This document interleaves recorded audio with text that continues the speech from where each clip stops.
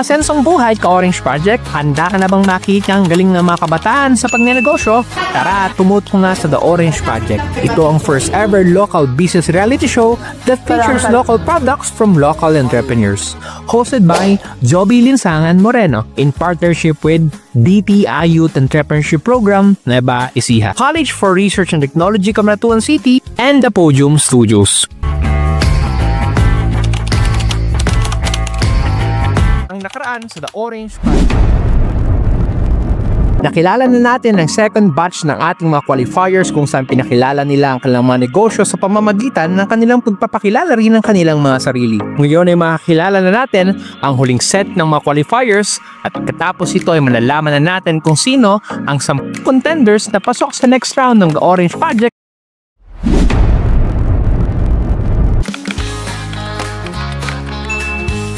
I'm Cristel Nicoritina, the owner of Estel Handicraft.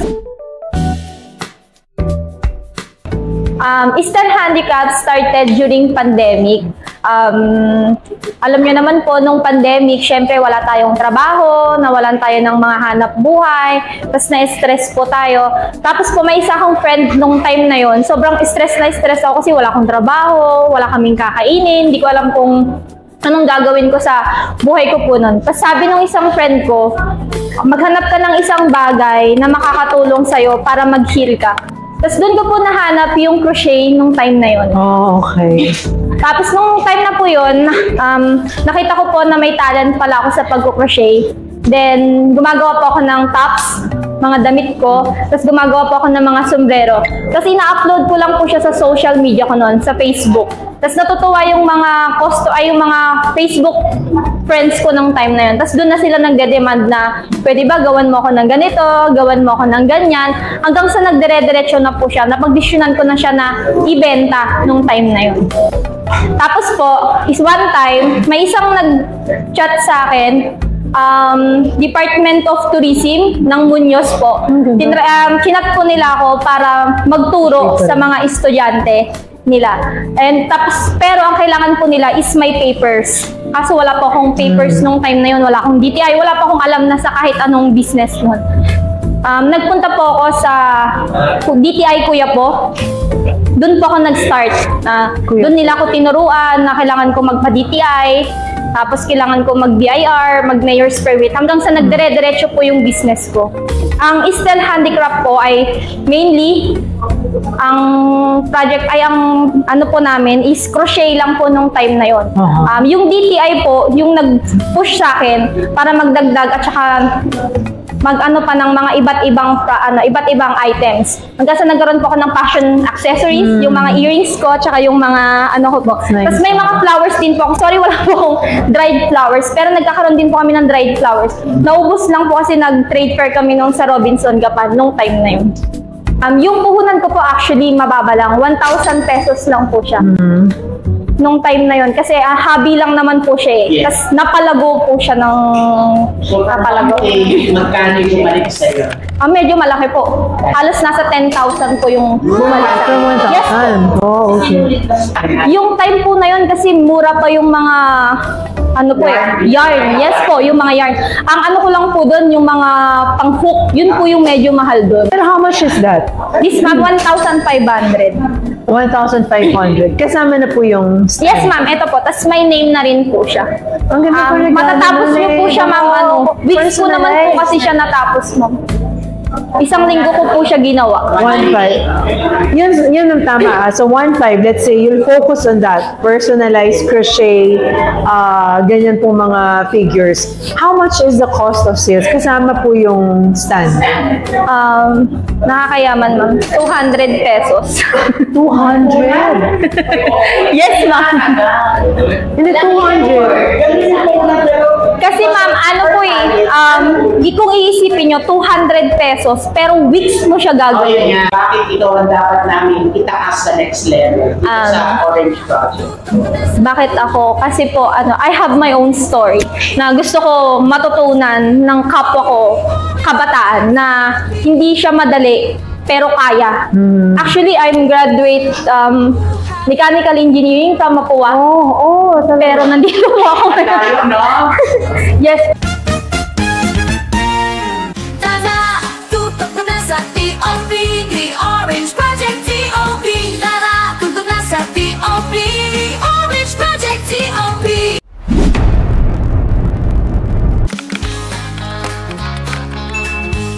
Ako po si Daniel, owner, baker, and founder po ng Daniel's Bread and Pastry Shop.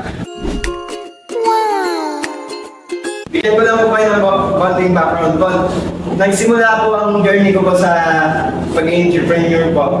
Noong pong grade 1 pa po ako. Since grade 1 po, ang naging ano ko naman po, pinagbabaon po ng magulang ko po ng orange juice po sa jug, which is gagawin, dahil po hingi yung mga classmate ko po, ginawa ko po, isa-isang lago.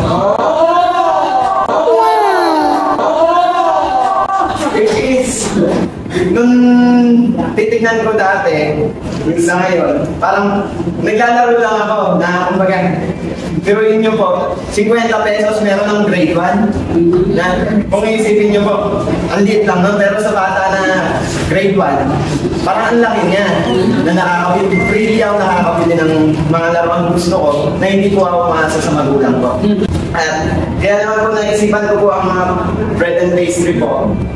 Meron pong open po sa bahay po na nilinis ko po kasi mahilig rin po ako magtuling-tuling eh. Doon pong una po, yung banana bread po yung pinake ko po. And sumunod po yun, crinkles. Pero bago po yun, ang una pong tininda po ay pulburan po.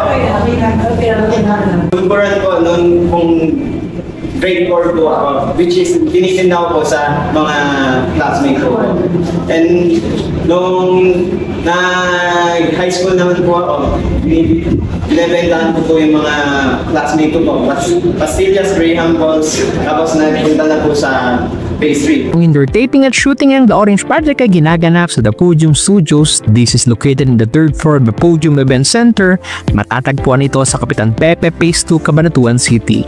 In the Podium Studios, you can gather as a family for a occasion. Ang Podium Event Center naman ay perfect venue for our next big events and gathering. At if ever naman na you want to hang out after our next big gathering or simply want to catch up with some food, huwag kang maglala sapagkat narito din ng York, not your ordinary coffee, where you can dine, hang out, and enjoy time with your family and friends. Tapos sir, ang customers mo, do you go from one store to another para makabenta or customers talaga? Tao po, bali mix na po ang ang customer ko po. Ang customer ko na po ay mga nasa office po kasi po talaga sinusuyod po yun. Kaya nga po, andyan po yung dalawa kong working student po na kahit pa paano naputulungan ko na rin po. Sir, kaya sales mo? Tuwan-tuwa ka talaga. Yes. Nung pong trade fair po Palayan po. Hindi po, sa New Capitol po. Yung pong tinatawag nilang Employees Day. From nagbukas po ako ng I think 11 po or 10 hanggang 4 po. Naka 20,000 po. Why do you serve a slot or orange product? I think po kasi unique po yung story ko. Saka ang inspirasyon ko po, mag-inspire po ng ibang tao. Yun po ang inspirasyon ko. Kaya kung titignan niyo po yung social media ko, talaga pong yun hirap na kumbaga pinapakita ko po sa yung ginhawa pagkatapos ng hirap. Na kumbaga pagka napagdaanan mo to, ito yung makukuha mo.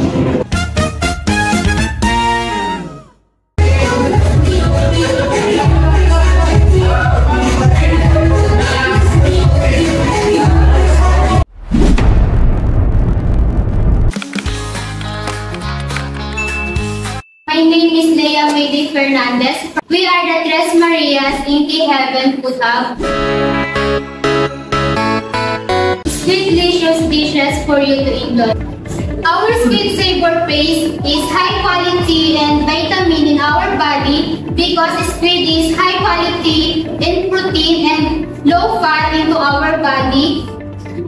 Convenient, ready to cook and ready to eat to save the time of consumers, and unique and delicious taste because traditional squid dishes recipes with authentic flavors for you to enjoy.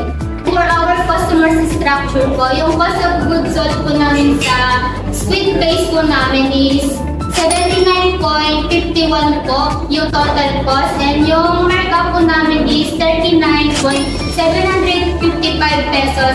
Binibenta po namin siya ng 119 pesos po ngayon. Pero dati po kasi yung squid paste po namin, binibenta lang po namin siya ng 80 pesos po sa market. Dahil pumatok po siya and nagmamahal po yung value ng squid, kaya tinaas po namin yung presyo niya ngayon. Sa e-commerce platform po namin, binibenta po namin siya ng 90 pesos po. And nakapagbenta po kami ng sa 45 days po, nakapagbenta po kami ng 5,960 po sa e-commerce po namin, which is sa TikTok shops po namin, and nag-online selling po kami, live selling.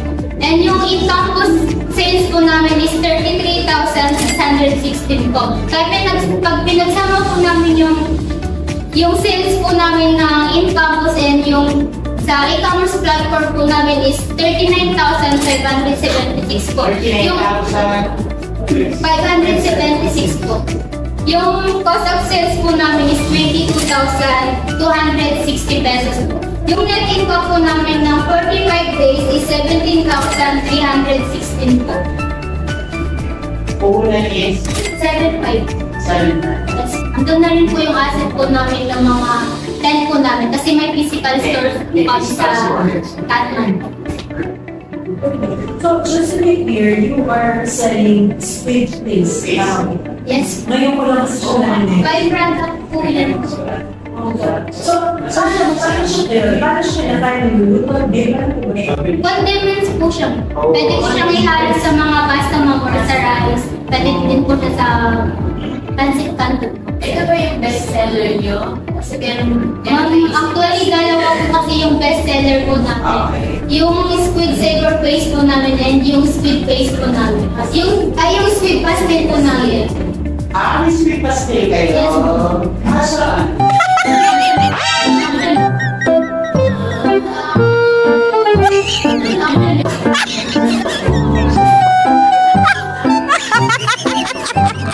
So, why do you serve now slot of orange rush? Pakinggan sa next level. Dahil bago pa lang naman po kami mga business owner, gusto po namin nakilala yung squid dishes po namin sa, hindi lang po dito sa local league, pati po sa international. Tutok na sa TOP, The Orange Project TOP. Tara, tutok na sa TOP, The Orange Project TOP.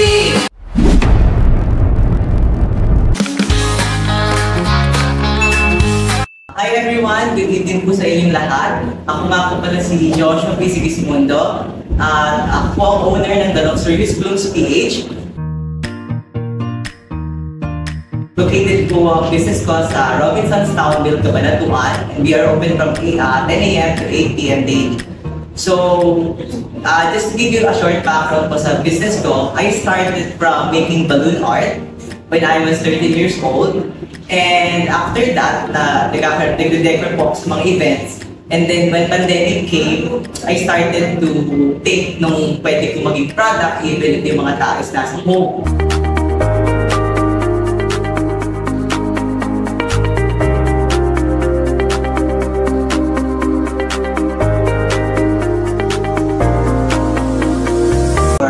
Bawal talaga yung lumabas, so home celebrations yung talaga option to celebrate. So I started luxury balloons. Then after that, nung natapos na yung pandemic, it turned out to be a flower shop kasi naging in demand yung mga dried and preserved flower arrangements.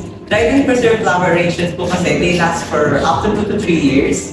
As compared with dried and fresh flowers na naglalast lang sila ng ilang days or a week lang siguro. So, unique din siya kasi tinurn ko siya into a modern packaging. As you can see here, we have this base arrangement that we call Micaela Collection. So, this has an acetate box and you can choose any colors na gusto po niyo ipagawa. And you can also customize the variation of flowers.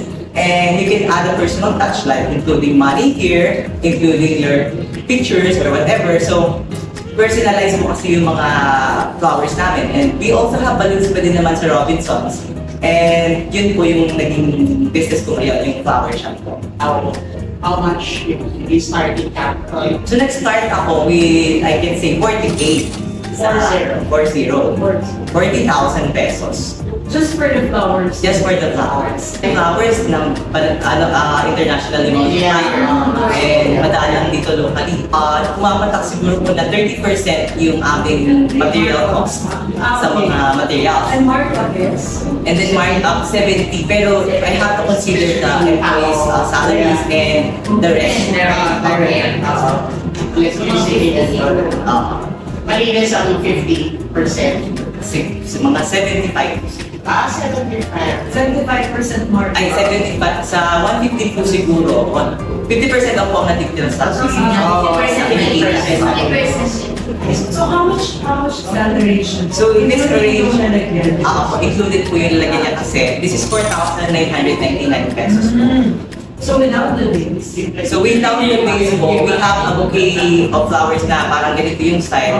Parang nasa 2,800 something. Ang starting mo na arrangement ko how much? Opo, yung pinaka-least expensive po. 549 pesos po yung pinaka-least expensive flowers na. Ilang pinaso? It's just a one flower bouquet po yung parang one stem with some touch of gypsophilia. The question is, why do you think you deserve to be on the next level of the Orange Project? I think masabi ko kaya ako deserve na manalo na mabigyan ng chance dito sa The Orange Project is to be able to parang ma-share ko rin yung mga ideas ko, yung mga knowledge ko when it comes to business. And of course, matuto rin ako sa mga kapwa ko yung entrepreneurs. And of course, sa inyo po ng mga panels din natin.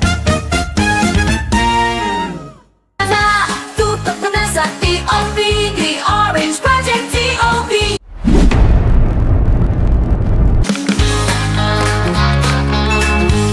We are the J&J Mark Apparel Shop from Colleges of Advanced Technology and Management of the Philippines Incorporated. Bali, nag-start po yung J&J Mark Apparel Shop nung nagkaroon po kami ng product development. Originally, we have 5 products: the t-shirt, polo shirt, short, socks, and perfume. Nag-start po kami sa my school. Nag-isip po kami kung paano po namin ma-market yung product namin. Nagsimula po sa may team namin. Gumawa po kami ng mga organizational shirts na nagagamit din po namin ngayon tuwing nag-implement po kami ng business. Then nakita po ng ibang companies, ibang groups, pati po sila umorder po sa amin ng mga polo shirt, t-shirt na serve as company uniform. How much does a shirt cost po? Bali kasi po yung t-shirt po namin, yung originally price po ng t-shirt namin, customized design po kasi, yung minimalist design po. Bali nagko-cost po siya ng 149 yung selling price. Then yung costing naman po is 101 po yung price nung isang t-shirt. With print na po yun? Yes, ma'am. Okay. Kasama na po yung design ng print, yung etiketa, tsaka po yung packaging po namin. Oh, okay.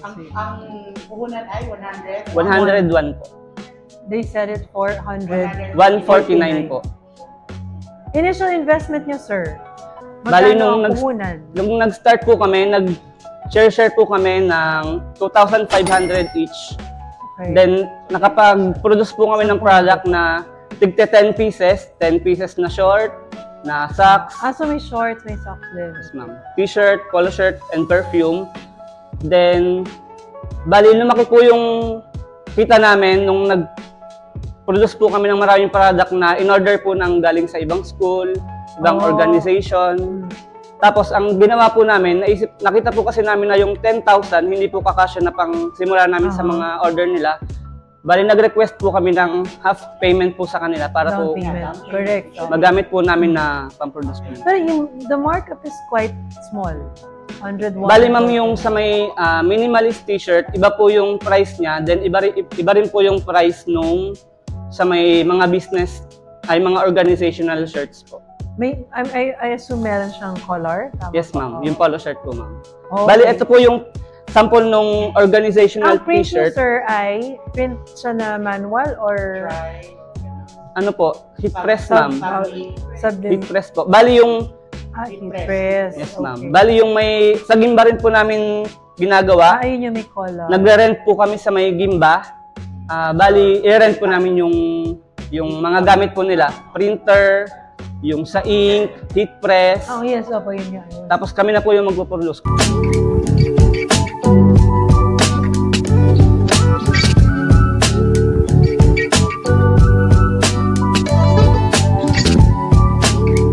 $10,000 niyo, sir, magkano ang bumalik sa inyo? Or nagdagdag na reset? Basta yung puhunan initially, magkano yung return on investment? Bali, nung hanggang November 23 po, kumita po kami ng 33,488 po. Ang dami yung customers, ha? 33,000. So that's 33,000. That's gross. 400, yes. Ay, ma'am, net income na po yun. Net? Yes, ma'am. Bali, yung gross ay? sales po namin is 110,931 po. How many months po ito? Galing, ha? Bali, nag-start po kami nung September 29 at nag-end po nung November 23 nito pong 23. So that's 110,000. Let's assume you're selling 150 per shirt. So that's around 733 pieces. Bakit naman kayo pipiliin yung part of the Orange Project? Ma'am, ano po, para po sa akin kasi kaya po namin mag-inspired tsaka makatulong din po sa mga future entrepreneurs.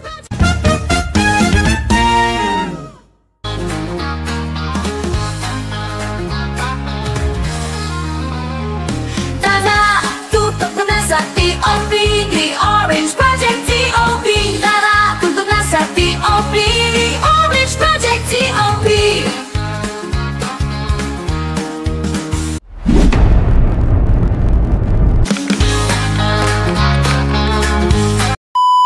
So before we end, another verse from the Bible, and this is from Proverbs 3:5-6. Sabi po dito, trust in the Lord with all your heart, and lean not unto your own understanding. All thy ways acknowledge Him, and He shall direct thy path.